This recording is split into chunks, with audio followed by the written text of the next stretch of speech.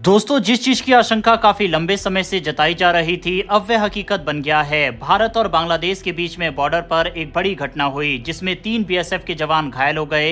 यह एक बॉर्डर पर बड़ा क्लैश हुआ है। ये घटना तब सामने आई जब हाल ही में भारतीय विदेश मंत्री एस जयशंकर ने साफ शब्दों में ये कहा था कि ये बांग्लादेश को तय करना है कि भारत से कैसे रिश्ते रखने हैं, अच्छे या फिर खराब। और अब इस तरह की घटना सामने आई। इतना ही नहीं, पाकिस्तान की आईएसआई मिलकर चिकन नेक कॉरिडोर के पास संदिग्ध गतिविधियां कर रही है। बांग्लादेश से निकल कर आई इस खबर के ऊपर इस वीडियो में डिटेल में बात करेंगे, इसीलिए वीडियो को अंत तक जरूर देखिएगा। साथ ही डिफेंस और फॉरेन पॉलिसी से जुड़ी ऐसी वीडियो देखना अगर आपको पसंद है तो नीचे दिए गए सब्सक्राइब बटन को प्रेस कर बेल आइकन को जरूर दबा लें, जिससे हमारी डेली ऐसी वीडियो आप तक सबसे पहले पहुंच सके। तो चलिए शुरू करते हैं इस वीडियो को। दरअसल हाल ही में त्रिपुरा के सिपाही जला जिले में भारत बांग्लादेश बॉर्डर पर एक बड़ी झड़प हुई जिसमें 3 बीएसएफ जवान घायल हो गए। ये घटना तब हुई जब 20 से 25 बांग्लादेशी घुसपैठियों ने भारत में जबरदस्ती घुसने की कोशिश की। जब बीएसएफ के जवानों ने उन्हें रोका तो घुसपैठियों ने हमला कर दिया। कुछ लोगों ने तो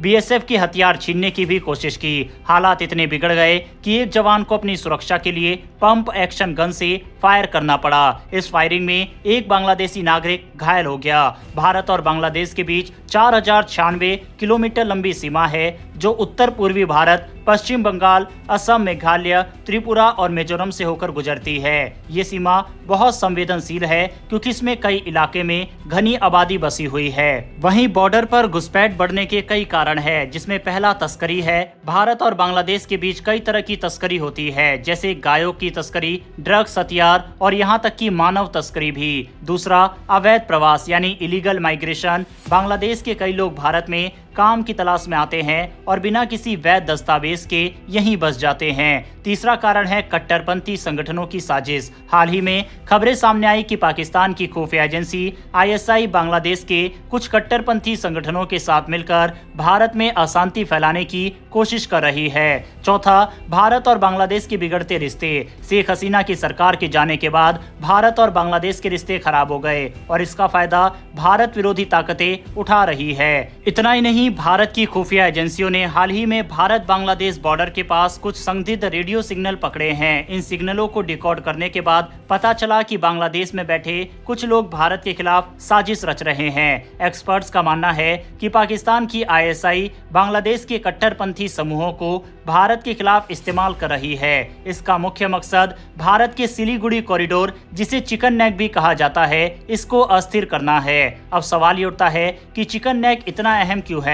चिकन नेक एक 22 किलोमीटर चौड़ा इलाका है जो भारत के पूर्वोत्तर राज्य को देश के बाकी हिस्सों से जोड़ता है। अगर इस इलाके में कोई समस्या होती है तो पूर्वोत्तर राज्यों का भारत से संपर्क कर सकता है और ये भारत के लिए बहुत बड़ा सुरक्षा खतरा बन सकता है। भारत और बांग्लादेश के रिश्ते तब तक अच्छे थे जब तक शेख हसीना प्रधानमंत्री थी, लेकिन जब अगस्त 2024 में शेख हसीना की सरकार गिर गई और नोबेल पुरस्कार विजेता मोहम्मद यूनुस की अंतरिम सरकार आई, तब से हालात बिगड़ने लगे। बॉर्डर पर बढ़ती घुसपैठ और बांग्लादेश सरकार की भारत विरोधी नीतियों को देखकर ये कहना गलत नहीं होगा कि भारत के लिए खतरा बढ़ रहा है। अब ऐसे में भारत को कई कदम उठाने होंगे, जैसे कि बीएसएफ की मजबूती। भारत को अपनी सीमा सुरक्षा बल बीएसएफ को और मजबूत करने की जरूरत है। बॉर्डर पर निगरानी के लिए ज्यादा जवानों की तैनाती और अत्याधुनिक टेक्नोलॉजी का इस्तेमाल किया जाना चाहिए। दूसरा, खुफिया एजेंसियों की सतर्कता।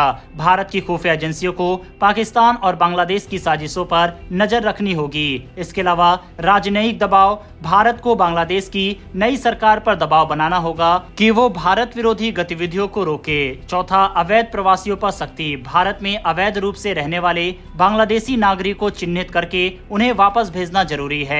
हालांकि दोस्तों, अगर आप ये सोच रहे हैं कितना सब कुछ बांग्लादेश कर रहा है, इसके जवाब में भारत क्या कर रहा है, तो मैं आपको बता दूं कि पिछले दिनों जब एक बांग्लादेशी भारत की सीमा के अंदर घुसने की कोशिश कर रहा था तो बीएसएफ ने डायरेक्ट गोली चलाकर उसे खत्म कर दिया था। वहीं कल की घुसपैठ में भी बीएसएफ ने गोली चलाई थी और एक बांग्लादेश की इसमें मौत हो चुकी है। भारतीय सेना सख्त एक्शन इनके खिलाफ ले रही है और इनको सीधा शूट करने का भी आदेश भारत को मिला है। इसके साथ ही डिप्लोमेटिक स्तर पर भी भारत बांग्लादेश पर इस समय काफी सख्त है। इसके अलावा भारत तेजी से फेंसिंग का काम पूरा कर रहा है। साथ ही बहुत सारे कैमरों को भी सीमा के पास इंस्टॉल किया जा रहा है।